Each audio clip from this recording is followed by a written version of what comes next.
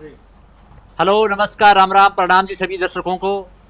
तो आज जो हमारे गुरुजी हैं, आप सभी दर्शकों को मालूम भी होगा, जो नहीं किसी को मालूम है तो मैं बता देना चाह रहा हूँ कि हमारे जो आदरणीय गुरुजी हैं, वो 5 दिन की पंच धुणे की तपस्या की है जिन्होंने।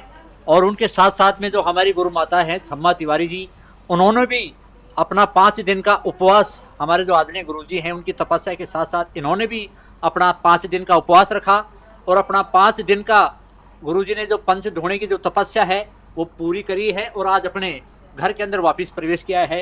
तो आइए हम हमारे जो गुरुजी हैं उनसे कुछ सवाल करते हैं, कुछ एक्सपीरियंस पूछते हैं कि कैसा और क्या रहा। तो नमस्कार, प्रणाम गुरुजी। हरिओम जी, हरिओम। तो गुरुजी, जैसे कि सभी जो दर्शक पूछना चाह रहे हैं, जानना चाह रहे हैं, बहुत इच्छा है, बहुत जिज्ञासा है लोगों के कि जो आपके जो गुरुजी हैं अमित चौधरी जी, उन्होंने एक पंच धोने की जो तपस्या की है 5 दिन तक, वो सभी को बहुत अच्छा लगा और बहुत लोग अच्छा रिस्पांस दे रहे थे। तो गुरुजी, मैं आपसे एक बात जानना चाहता हूँ कि आपने जो संसारिक जीवन में होते हुए भी आपके मन के अंदर ये भावना कहाँ से जागृत हुई कि भाई मैं कुछ दिन के लिए इस संसारिक मोह माया को त्याग करके और इस भगवान ईश्वर की तपस्या में कुछ लीन होके और मैं कुछ अपने जीवन को, जो आध्यात्मिक जीवन है, उसकी एक पारी की शुरुआत करना चाह रहा हूँ। मेरे सवालों के जवाब तो आपने खुद ने दे दी। ये जो इंस्पायर होते हैं ना, ये किसी न किसी को देख के होते हैं। ऐसा नहीं कि मैं नास्तिक हूँ, मेरा परिवार नास्तिक है, हम लोग बहुत आस्तिक हैं, शंकर भगवान में आस्था मानते, गोपावले बाबा हमारे इष्ट है। शुरू से ही मानसिक रूप से मैं इतना आस्तिक हूँ, भगवान को लेकर इतना आस्तिक हूँ कि जहाँ की धर्म चर्चा होती है मैं बढ़ चढ़ के जिज्ञासा जो सवाल है करता हूँ हमेशा जी। अब से पहले मैं लगभग काफ़ी संप्रदायों में बैठा हूँ जी। मैं नाथ पंथ में बैठा हूँ, मैं दास पंथ में, बहुत सारे लोगों के पास, महात्माओं के पास, गुणी लोगों के पास बैठा हूँ। और कई बार गुरुजी करमपाल शर्मा जी से भी तर्क वितर्क मेरे चलते रहते धर्म को लेकर जी।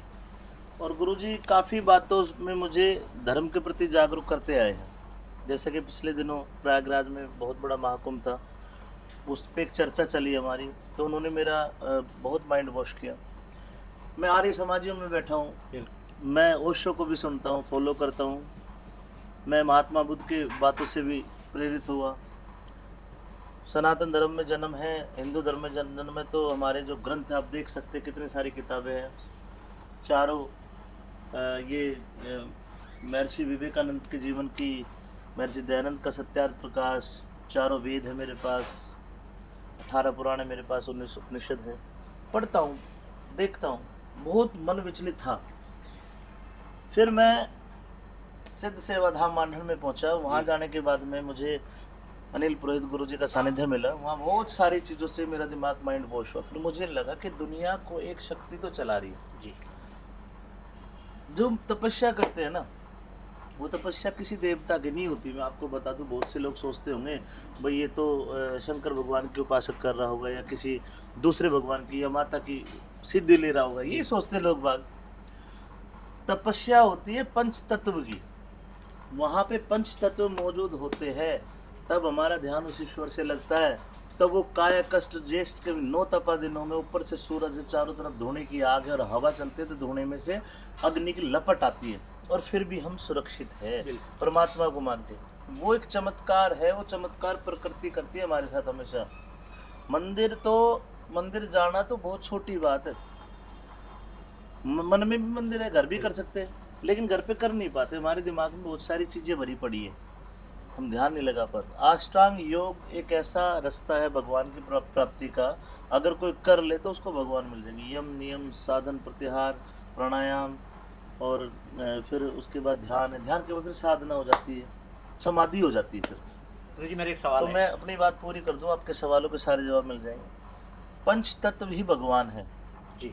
भा भूमि, गा गगन, आ आग, व वायु, न नीर, इन 5 तत्वों से पूरी प्रकृति बनी हुई। अगर एक भी तत्व रुक जाए तो पूरी प्रकृति खत्म हो जाएगी। तो मेरा कहने का मतलब ये, जब मैंने तपस्या ली, पंच तत्व धरती आसमान है, वहाँ बिल्कुल अग्नि जली रही है जी। 3 हो गए जी। जल, हमने एक लोटे में जल ले लिया जी। 5वां वायु चली रही है जी। उन पांचों तत्वों में गुरुजी ने मुझे एक मंत्र दिए जिनका मुझे जाप करना था। इस दुनिया में जाप एक ऐसी चीज है कि जाप से आपकी मनोकामना पूरी हो जाती है। एक छोटा बच्चा अपने पापा को मम्मी को बार बार कहता है मम्मी खिलौने दिला, मम्मी खिलौने दिला, पापा खिलौने दिला, वो जाप कर रहा है, अंततः हमें दिलाना पड़ता है, उसकी जिद पूरी करनी पड़ती है। ये इसको हठ योग भी कहा जाता है। हठ योग। और हट तो भाई कैसी भी हट हो, हट तो हट है। अगर हट से हट गए तो कुछ नहीं है, क्योंकि नंबर उसी का आता है जो लाइन में खड़ा है। और एक दिन में कुछ होता नहीं, और एक दिन जरूर होता है, वो तब होगा जब आप लाइन में खड़े हो।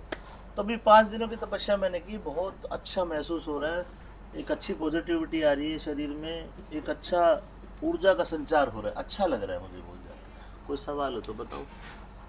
एक सवाल मेरे भी मन में है और सभी दर्शक भी जानना चाह रहे हैं गुरुजी कि सांसारिक जीवन और जो भी आपने 5 दिन का जो तप किया है, तो उसके बीच में आपने कितना फर्क महसूस किया है?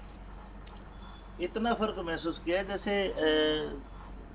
मैं पतंजलि जाता हूँ ना साल में एक बार, और उस शरीर मेरा बिल्कुल ऐसा हो जाता है डिटॉक्स, उसी प्रकार मेरा मन, मेरी आत्मा डिटॉक्स हो गई है। जो मेरी आत्मा में मैल था, मन में मैल था, वो चीज़ें ऐसी थी, किसी के बारे में गलत सोचना, क्योंकि जो पाप होता है वो 3 बातों से होता है, मनसा वाचा कर्मणा, मन से, वाणी से, कर्म से। तो तीनों पापों से दूर समझ में आने लगी बात कि ये होता है, ये नहीं करना। तो गुरुजी जैसे आपका पहले का जो जीवन था, हाँ, और अब जो इससे आगे की पारी है, उसी मतलब दिनचर्या के अंदर आपके जो जीवन जीने की जो शैली है, उसके अंदर कितना अमूलचूल प्रभाव देखने को मिलेगा? इतना प्रभाव देखने को मिलेगा, मैं किसी को दिखाऊंगा नहीं, मैं खुद करूंगा, क्योंकि मैंने खुद को संवारा है। बिल्कुल, मैंने खुद को ठीक करना है, ना कि मुझे सबको ठीक करना, क्योंकि सब खुद अपना आपा ठीक कर लेंगे तो सब ठीक हो जाएगा। तो इसलिए मुझे खुद को देखना है कि मुझे मेरे जीवन में कितनी बुराइयां हैं, उनको कैसे कैसे मैं दूर करूंगा, और जब बुराइयां दूर हो जाएगी तो मैं ठीक हो जाऊंगा, तभी मैं किसी को बता पाऊंगा। मैं अगर शराब पीता हूं तो मैं आपको नहीं कह सकता शराब मत पियो, पहले मुझे छोड़नी होगी, तब मैं आपको प्रवचन दे सकता हूँ भाई मत पी, मैंने पी के देख ली, गंदी चीज़ है। तो इसलिए पहले मुझे अपने आप को सुधारना है, अपने आप को बिल्कुल तपा के या अपने आप को धन करके ध्यान लगा के अपने को शुद्ध करना है, उसके बाद मैं किसी के लिए कुछ कर सकता हूँ। अभी तो मेरे अंदर ही बहुत सारे पता ना हजारों लाखों पाप है जो गुरु महाराज की कृपा से दूर होते हैं। और मन बेईमान है, मन राजा है। और गुरुजी करमपाल गुरुजी बैठे हमारे, मेरे आदरणीय गुरुजी, वो और हम एक रागनी गाते हैं यक्ष की, उसमें गुरुजी कहते मन काबू में कब रहता है, जब ब्रह्म ज्ञान का फंद हो, जब ज्ञान जागृत हो जाएगा तो मन काबू में आ जाएगा। मन काबू में आएगा, मन का बुद्धि उसकी वजीर है राजा की, वो अपने आप बुद्धि सब चीज़ सेट हो जाएगी। सबसे मन पे काबू पाना है।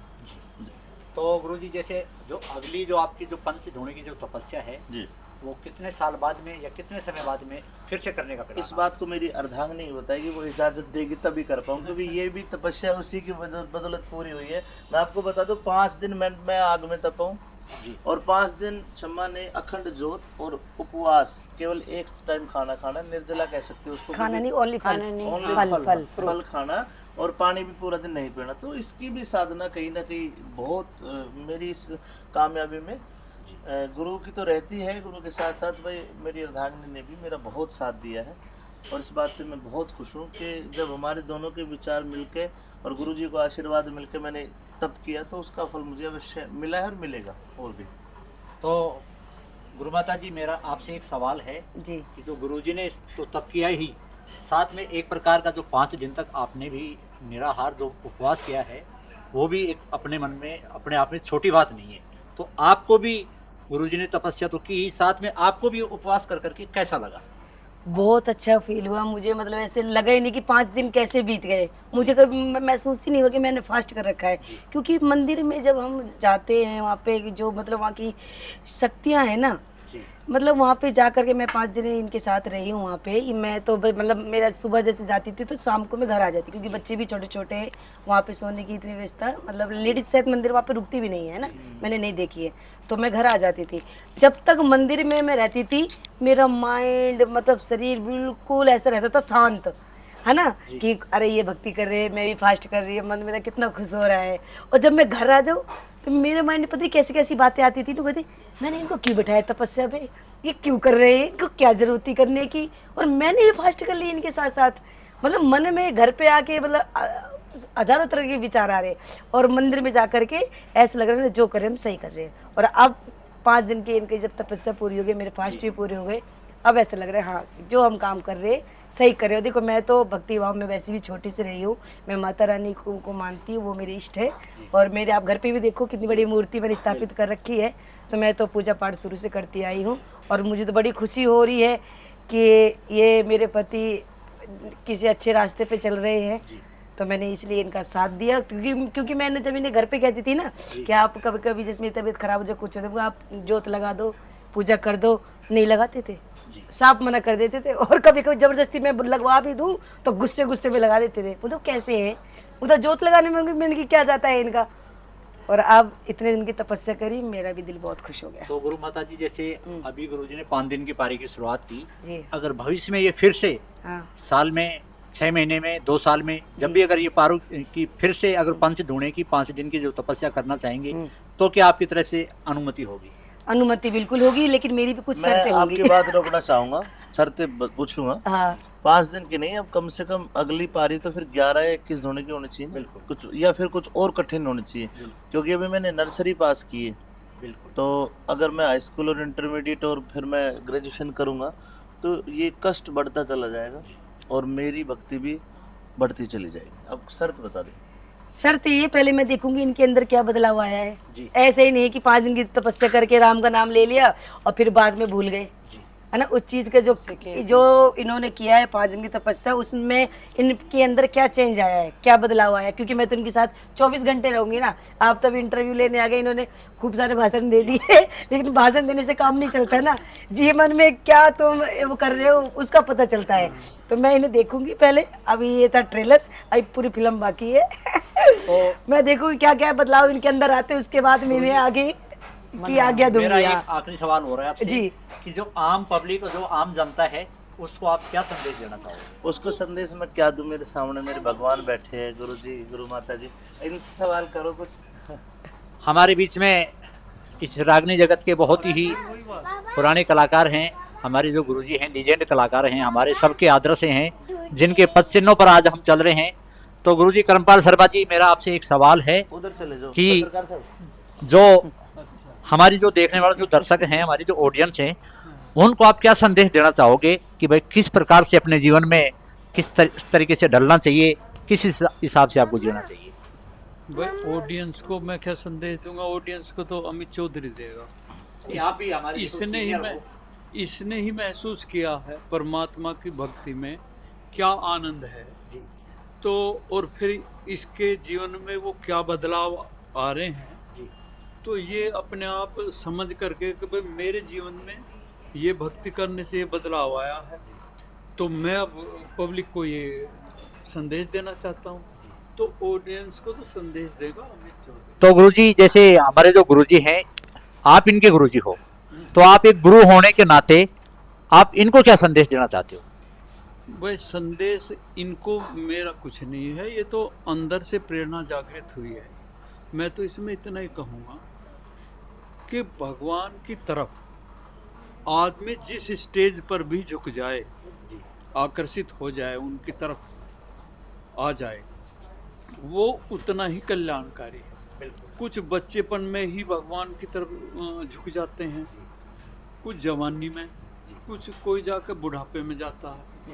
तो जितनी जल्दी आ जाए उतना ही अच्छा है, और चाहे देर आओ या सबेर आओ, तो आना चाहिए। अगर आ गया है तो वो उसके जीवन के लिए एक तो कल्याणकारी है, उसके जीवन का कल्याण निश्चित है, जो भगवान की तरफ झुक गया और भगवान के चरणों में चला गया और भगवान की शक्ति को पहचान लिया।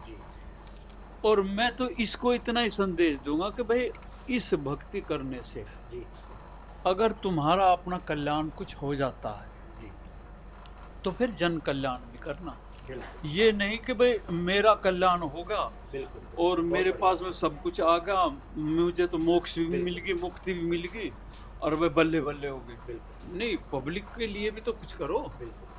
तो अपना कल्याण करने के बाद मैं ये जनता का भी कल्याण करें, अगर ये है मेरा कहना। और संदेश यही है कि जो इसने भक्ति की है उस भक्ति पे अपनी पे अमल करे। जी।